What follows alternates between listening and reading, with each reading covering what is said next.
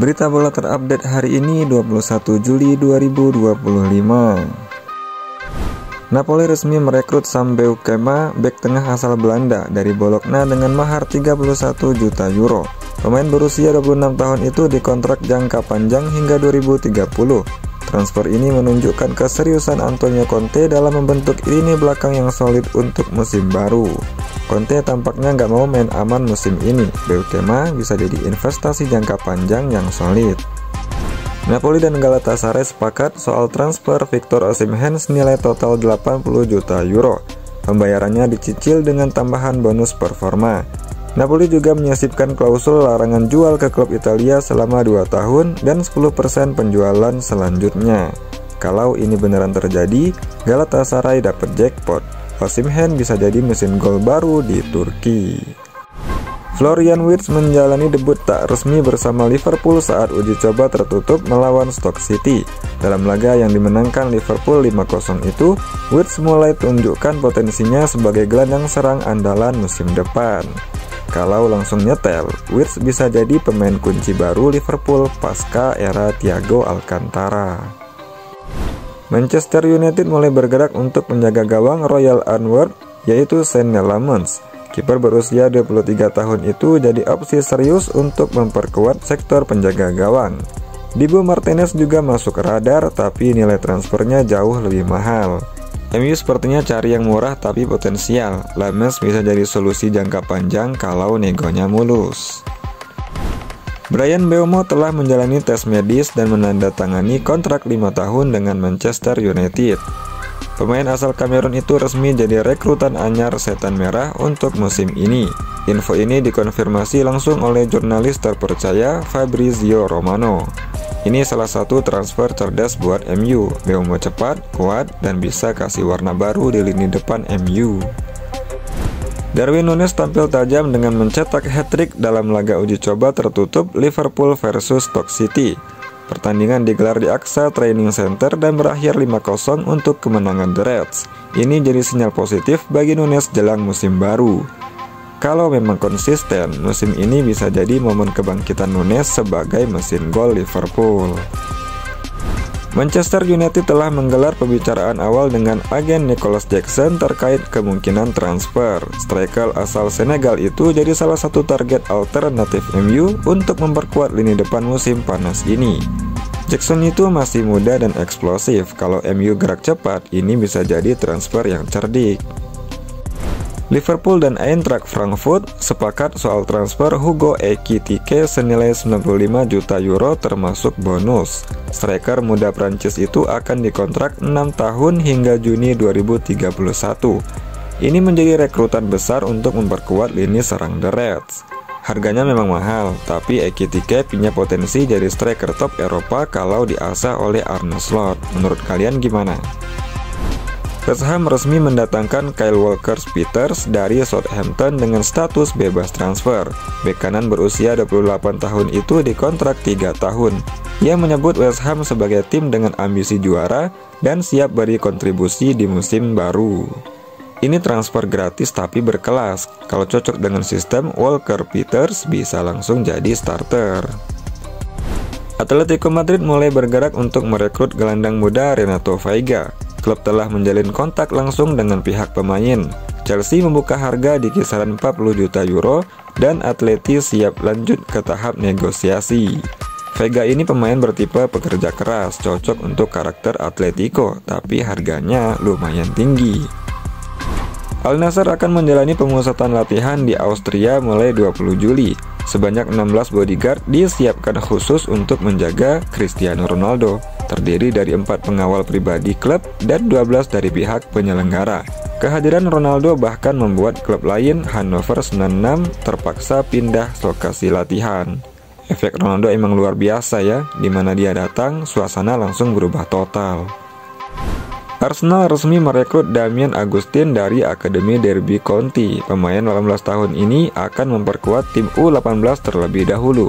Agustin memiliki darah Indonesia dari ibunya, yang lahir di Belanda dan berdarah campuran Mesir Indonesia.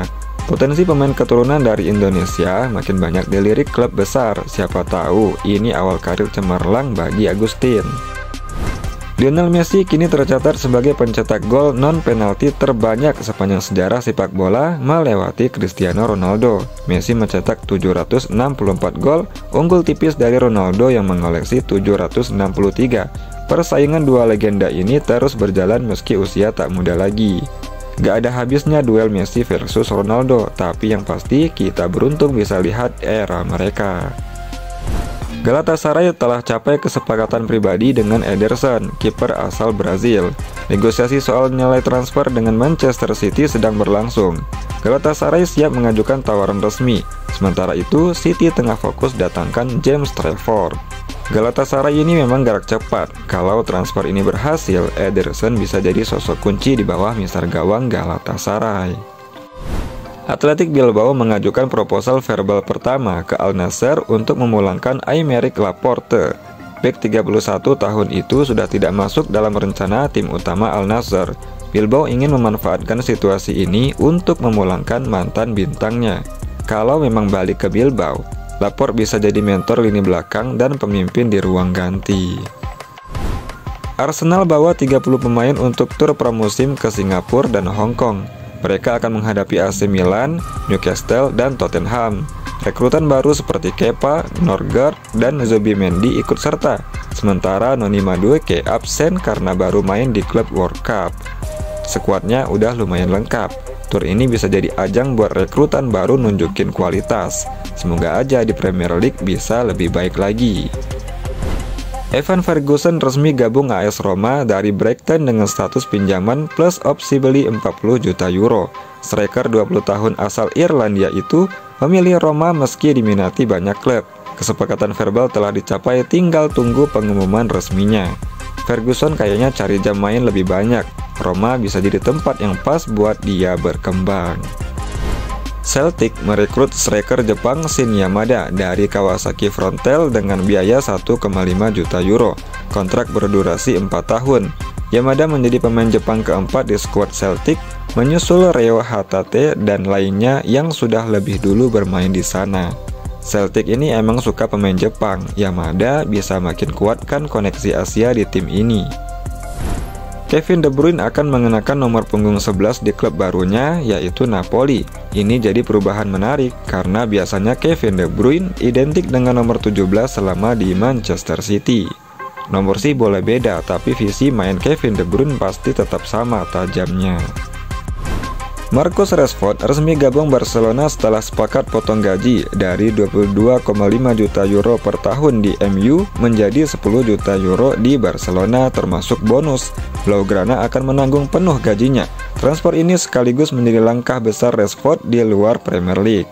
Rashford sepertinya butuh suasana baru. Di Barca, dia bisa dapat tantangan sekaligus kesempatan untuk bermain lebih banyak.